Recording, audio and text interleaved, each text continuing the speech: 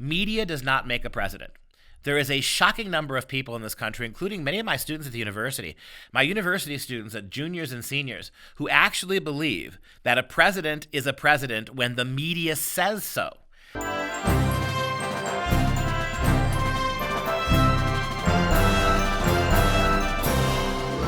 I'm Dr. Duke, and this is Constitution Corner. Well, in the post-election brouhaha, we find out that the tampering and gerrymandering and attempts to undermine the Constitution are as large as they have ever been. We have said this from the beginning, that weeks ago we made this point, that if it got to this point where we had a contested election, now again, Trump is contesting the election, Republicans are contesting election, the Democrats are proceeding as if Joe Biden is already president. As a matter of fact, Facebook has taken to calling sitting President Donald Trump as a political candidate. That's how far this has gotten with media, big tech manipulation. Donald Trump, who has been president for 4 years, who is still president through the end of this year, is now a political candidate. Whereas Joe Biden, who nothing has been finalized yet, it won't be until mid-December where the electors turn over their ballots, right? It won't be until mid-December, at least another month before we find out for sure from an electoral standard who has been handed the presidency. But that's not to say that well beyond the middle of next month, you may still have going on these controversies, these recounts. There's going to a call now for a selective recount by the Trump administration in Wisconsin. That will be the two big Democrat constituencies, Milwaukee and Madison.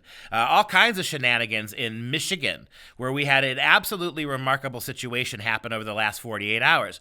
Of the four campaign workers whose job it was to certify the election, 2 of them were Democrat, 2 of them Republican, and the 2 Republicans initially refused to certify the election because of what they had seen, what they had suspected, what's been going on in Michigan. Michigan, like Pennsylvania, perhaps the 2 states where, along with Georgia, the 2 states where shenanigans, let's just say, with regards to this election have been the highest. These 2 Republicans did not want to certify until all the process had been done in their mind, until many unsavory aspects of this election had been looked into.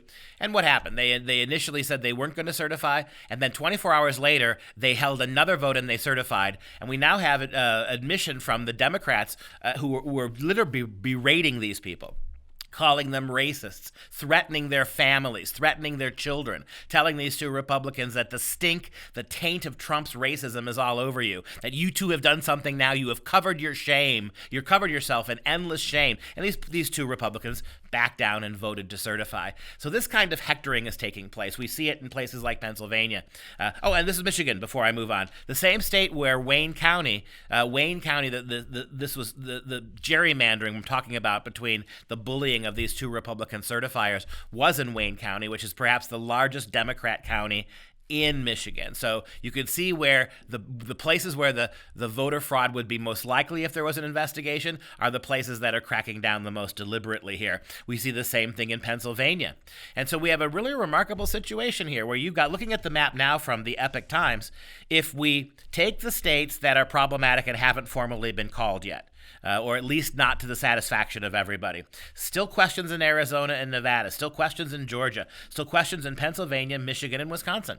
And we know that there are going to be some kind of recounts, if not further litigation going on in each of those states. If you just took to take where we are right now, giving Joe Biden Wisconsin, which may not hold up, you would have 237 electoral votes for Biden and 232 for Donald Trump, with a lot on the line here. It is amazing to me that we've said this last week, media does not make a president. There is a shocking number of people in this country, including many of my students at the university, my university students at juniors and seniors, who actually believe that a president is a president when the media says so.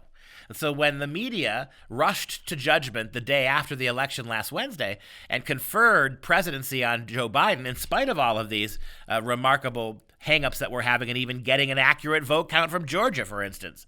My kids at the university think that's it. The media have said, it's been announced on national TV, it's over and there's nothing that can be done about this. The lack of civic and constitutional understanding is staggering here. And you think about where we are. You think about the Al Gore administration back in 2000, where all of this turned on one state. Forget 6 or 7 states in play. All of this turned on the state of Florida, as you may recall. And what happened there was pretty stunning. Al Gore absolutely refused to concede, and everybody on the left said that was fine. He doesn't have to concede until he's due and entitled certain recounts, certain appeals to courts to try to see what he could get done. He was allowed to do those things, and he was applauded for doing it. He only conceded after multiple recounts in this one state.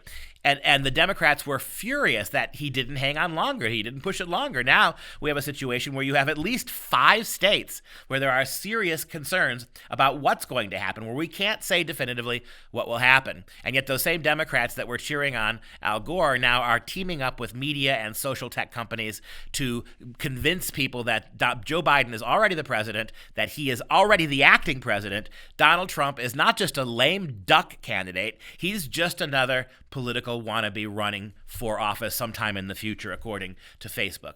This is important. This is what happens. If you don't just know your Constitution, if you don't live it as well, this is the kind of stuff that's going to keep happening. This has been Liberty News Hour. As always, you can go to thenewamerican.com and jbs.org for more information on these topics as well as more shows.